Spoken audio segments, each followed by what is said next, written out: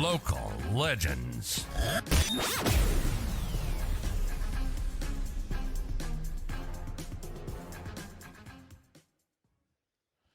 And tonight we're pleased to welcome Jordan Stephen Dermott, Buckingham. Nice name, Bucky. It'd take, if you had to sign your full name, it'd take a while. 25 wickets, 25 games, 90 wickets, an average of 27. And, of course, a member of the team which won back the Holy Grail just over a week ago. Geez, it seems longer than that, Buck. Welcome aboard, mate. No, thanks for having me, guys. And, yeah, it certainly does seem longer than that. We've celebrated pretty hard, so the days have come long, that's for sure. Well, mate, it's well deserved. But we've got to go back to where you started your junior cricket, and we'll take it from there. Yeah, so I obviously grew up in the northern suburbs of Victoria, at home with mum, dad, and my younger brother. So I started playing cricket from a pretty young age at Craigieburn, which is my local club, and then just went down the road to the Greenville Kangaroos, who were still a club in the Victorian Premier Cricket competition. Played all my junior career there, and then made the move over to Footscray Cricket Club thanks to Big Merv Hughes, who got me across there, and it's probably the best move I did today. So I think if I didn't get across to Footscray and I guess further my cricket and further my development, I could potentially still be stuck playing some local cricket. So that's short. Was bowling always on the radar? I bloody hope so. Yeah, it was so. always bowling. It wasn't much of a batter. I was okay through the junior ranks. I think we were all rounders then, but as soon as you get to senior cricket, you get found out pretty quickly. So I think Wikipedia says I'm a left-hand batter, so that's how much I know about my batting, because I'm the right-hander. I love it. So what got you over to South Australia then, Buck? Because that would have been a big decision for you. Yeah, massive. Well, in the end, I always said to my family that whether I get offered a deal interstate or at home, I'll weigh the options up, but there wasn't one at home for me in Victoria, so I didn't really have an option. South Australia, through Sean Williams, who come over to watch a couple of Premier Cricket games, threw me a 2-year rookie contract. So for me, I jumped at it. It's obviously only a short plane flight away, so I can still get home quite easily, and they can get over and watch quite easily. So got offered a 2-year deal there, and coming into my 5th season now, so I haven't looked back. So what about some memorable moments from your junior days before we do move on to that? Obviously moving around to a couple of different clubs, but I'm sure there's some memorable moments there that you remember fondly. Yeah, probably at my first club, Greenville Kangaroos, which still holds a good place in my heart. My mum still goes down there a fair bit and watches the cricket.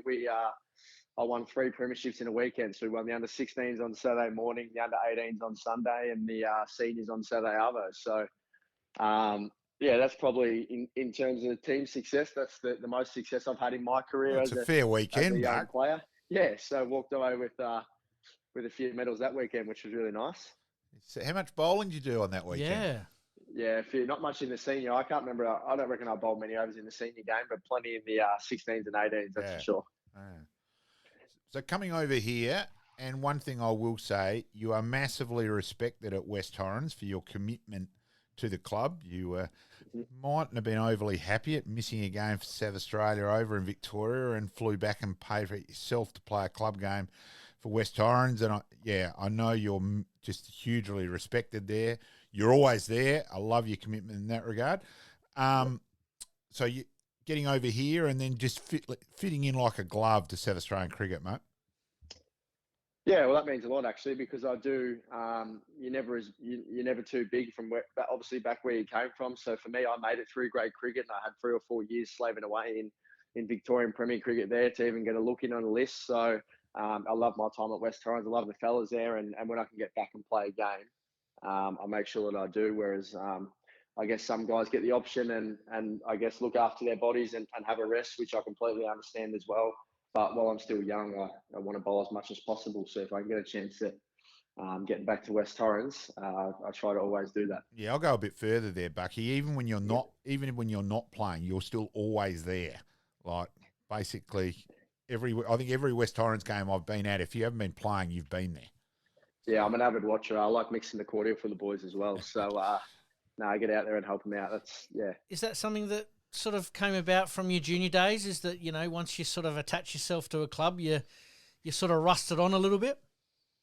Yeah, definitely. I like to think I'm pretty loyal in that respect. So I try, as I said, at any time I try and get down to trainings on Tuesday and Thursdays and get around the boys and try and have a chat to a few of the young bowlers. Obviously, Mark Harrody's the head coach who was an exceptional fast bowler himself as well, but he's got his hands full down there. So I try and get down and chat to the young guys, and then on game day try and pass on a little bit of wisdom potentially to some of the first 11 boys. And then debuting for South Australia, mate. Mm-hmm. Go through your first Shield game. Yeah, and how did that all come about, and who sort of spoke to you, and go from there? Yeah, I think Wes Agar went down with COVID and so did Lloyd Pope. So I don't know. I was sort of around the squad for the games before that. There was a game at the Gabba I didn't play. I remember fondly it was like flooding on day one, and we ended up playing a 3-day game there. That's right. Yeah. And then I come back to Adelaide, probably not thinking I was a chance to play, and then a few guys went down, so I come into the side, which was really nice. Got the news broken, got the family over, which was good. Dizzy sorted all that out, which was nice. And then Frankie Wall presented my cap. It was against New South Wales. I reckon I bowled first ball of the game, and Blake Nikitaris, who was also on debut, faced the first ball. So it was it was a bit of a nervous sort of moment for me, and it definitely was for him as well. So I was just glad to get to the other end, to be honest, and then picked up a few wickets later in the innings from memory. That's a sportsman's trivia question, that one there. Yeah, and I did. When you said that, I did remember that, Buck. I will say that. First ball debate. Yeah, definitely. Debut, first bat debut. That was our first win in a while as well, I reckon. McSweeney got 98 not out, I reckon, or 98 or 99, yeah. That was our first win in a few years, so we've come a long way since then. Of course, I will bring up probably one of my favourite deliveries you bowled. Obviously, the game in Queensland where you bowled Quadra out to win the game and promptly ran about 10 million laps. That was sensational. Well, they get asked a fair bit about this. Yes. Yeah, it definitely wasn't a planned celebration. I was just glad to have some faith in me from Lemo, who was the captain at the time, to have the ball in hand at such a crucial time. And it was a big wicket, to be honest. Uzi didn't look like getting out there. He was on about 120. No, it was a fair ball. Yeah, he was gonna win in the game, so I think it was gonna take a decent delivery, and I was lucky enough to rip his leg stump out, which was really nice. And I just took off, gave the crowd a little bit, but there was only about 65 people there, so it's pretty embarrassing looking back at it. Nah, it's good. Well, a few more than what you normally get to the Adelaide Oval, so we'll get to that. Yeah, we will get to that. That's a bit of a pet thing of mine at the moment. I will admit that. You've also had a fair bit of success with Australia A and that side of things too, Buck. With your first 5-wicket haul against New Zealand and that side of things? Yeah, I think obviously any time you get to represent your country in any way, it's a pretty special moment. So I've always prided myself on, I guess, rising to the occasion. And when you get to that next level, I don't know, I think going into my shell, I think I go out there and just treat it like any other game. And I try and do that with the Shield game, although I reckon the final, that's the most nervous I've been in that first spell on day one. But I've been pretty lucky to keep getting the call up to represent Australia A and hopefully get a look in the next tour against Sri Lanka in a couple months' time. Now, Bucky, go through. So you had some injuries and that side of things. How then do you work on trying to get your rhythm back and all that and that side of it? And then has Rhino involved and bowling coaching wise and you evaluating yourself? How do you go about that side of things? Because you've been through that a bit. Yeah, I think I'm a bit of a physio's nightmare because I hate getting injured. So when I am remotely sore, I don't say anything, and sometimes it can potentially lead to an injury. So I'm not a great man to ask about that, but I just think I've had a couple of freak injuries. I've broken 2 fingers. One I didn't miss a game with. One I missed a couple because it was on my bowling hand. But a couple of little side niggles, a little rib impingement. So I have been quite lucky, obviously being a young fast bowler, you're prone to stress fractures at a young age. So touch wood, I haven't had any of them so far. So I guess compared to some, my injury history has been pretty nice. But I think the biggest thing being a professional cricketer, you just got to be honest.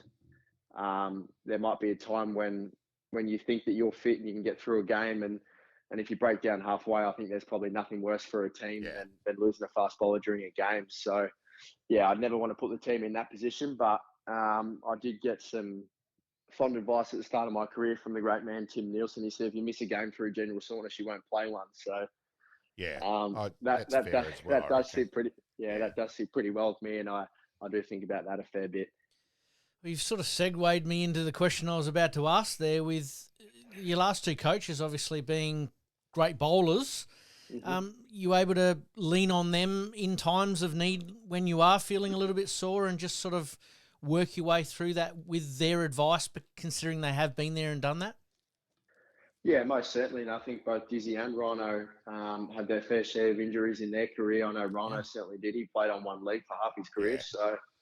So they're both pretty tough characters. I'm still in a lot of touch with Diz, and it was good to see him around the Shield final after the game because he's played a major part in these last 3 or 4 years and building towards this. So, yeah, that was awesome. And Rhino, the new face who's come on the scene and won 2 titles in his first year. So the expectation, the bar set pretty high, but Rhino's a great man as well. And I used to love watching him growing up as a junior. He was such a fiery, fast bowler. So it's something that I watch really closely. It's interesting with Rhino too, because to start with, he was really regarded more as a batsman who bowled a bit to start with, and then he just gradually got a bit quicker, just built up, and he probably didn't really hit his bowling peak till he was reasonably late, and then he carried that knee injury for the majority of it. So, and that, even though it was still a bugbear of mine that he should have played his whole career here for South Australia, but it probably did help him going to bowl at the Gabba as well. So, but I still think it was incompetent by South Australian cricket that he didn't. Rhino, so I will say I have contacted, I've spoken to Charlie on the Monday morning, the Monday presentation in at the, in the mall with my ideas about trying to get crowds to Shield cricket. Along those lines, one, get rid of the bloody $10 a fee and get a pension parking fee, not the $17 at the moment, because that's where we've lost a lot of those pensioners, and I'm angry about that, because also that was their social catch up, so many of them, and it's so important for mental health, and I really think that was done poorly. And I will be saying, and a few other things, I think we've got to have coaching staff, get kids out on the oval, have barbecues with the players, let's get more connection, because for myself, as you know, a regular, Shield nut, basically I'm there every game. The frustration of 122 people, and it wasn't 123, it was 122. I counted them in the lunch break against Tasmania, to the final. And I actually think, in retrospect, it actually worked really well at Karen Rolton. The atmosphere was fantastic, and I said to Sarah on the first day, when Brendan was taking all his wickets and he's going back to field at fine leg, that's where the people were. Where at Adelaide Oval, that would have been at the scoreboard end, and there wouldn't there wouldn't have been a person there. So I actually think it really worked well, and it was fantastic. Yeah, every day the atmosphere was awesome. So I do think that worked, but I just think we've got to be smarter and try and connect more to get people there, because playing in front of 100 odd people, etc. It is the premier domestic competition in the world. And my other beef with the final, and exactly the same thing with the one-day final, if you're going to use the cameras, pay the full money, and so you've got the same cameras they've got for test matches, not the Mickey Mouse one that they had for the Shield final, where I've watched that ball from Brendan and so many others for probably 30, 40 times. And one angle it looks like a no ball, one of the others it didn't. Same thing with your ball where you got Ben McDermott out. So I think the cameras were out on my ball, because that was very close to a no ball, and I was the first one to admit that. But it was too hot, so the cameras, the square cameras were actually not working then, so they couldn't possibly overturn my delivery. But I do agree with Brendan's. We watched it a fair bit after the day's play, and I thought it was completely legal. But we also, you're right. If you're gonna use the technology, do it properly. Get the top shelf one. We spent so much money around the ground and whatnot, so I think that's the least we can do. Yeah. I know you like playing at Adelaide Oval, but is Karen Rolton sort of that home away from home that you guys now sort of see as that number one destination?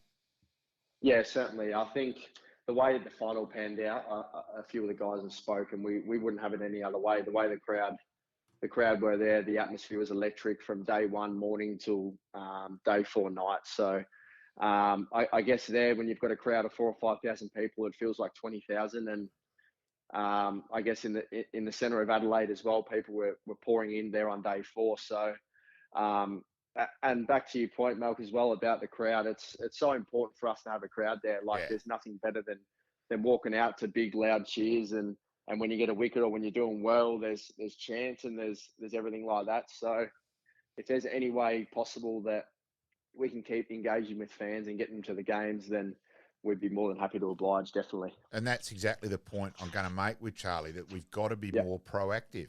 You know, there's nothing worse than 100-odd people there. I've been at a Shield game where there was 16 people there, and I knew every one of them, you know, etc. And well, you get to know them as well when there's only 100 or 200 in the crowd, because you see the same faces every game. Oh, and exactly. So in that way, it's good that you do get a connection with the players and all that. And look, I'm a South Australian Shield nut. This means far more to me than Australia winning, personally. Yeah. You know, and like definitely, Kez's commitment to South Australian cricket this year was just sensational. Like even the championship trophy, where it looked like we might make the semi at one stage, there's Kez trying to also organise to play in the game in Melbourne as well. Now came the last game, he's offered that game off because, you know, we'd made the final, etc. And he went, no, pig's ass, I want to play, I need a hit, I want to keep again, I need a hit against the ball which is bouncing a bit more. His just attitude, especially compared to a certain Queensland left-hander. He didn't like my advice in the final either, Buck. No, he was, Kez has been brilliant for us. I think it's so important having him around, and it's not just his on-field, the way he talks about the game off the field and his leadership skills as well. It goes such a long way for, I guess, a young guy like me and a pretty young batting group that we had, I think. And he also helped that he averaged about 120 across 5 or 6 Shield games. He was Bradman-esque. Well, you think at the start of the year, absolutely. At the start of the year, he was also, with Nathan in the test side, he was captaining. So he's captaining, keeping, and batting at 5. Now you can't do anything else, you know, sort of thing. And he's just an awesome individual. They're a great family, the Careys. Definitely. Yeah, and we also wish his dad all the best as well, obviously. Well, let's just, because we are touching just on the final, but really this all started 6 months ago. Let's just go back a little bit there. And what was the first lot of meetings, I suppose, when you all got together ready for this season? Where did it all sort of start, and what was the focus? Yeah, I guess it was a bit of a not a shaky start, but we obviously, Rhino wasn't appointed until a little bit later in the pre-season, so he was the interim head coach. Mm-hmm. But he couldn't put too much setting stone because he wasn't sure if he was going to get the job or not. It was pretty clear that all the players had his full backing. We wanted him to get the job. So I remember the day it got announced. We were all in the gym together, and the CEO and the boss and Rhino walked into the gym and announced it, and boys were pretty pumped. So I guess from then it was just a bit of a new outlook on training. I think we trained a lot with purpose. Yeah. I know he spoke publicly about the batters train with distractions. I wouldn't say that's why we turned our batting around like we did this year, but liking this podcast? Please like, rate, and subscribe.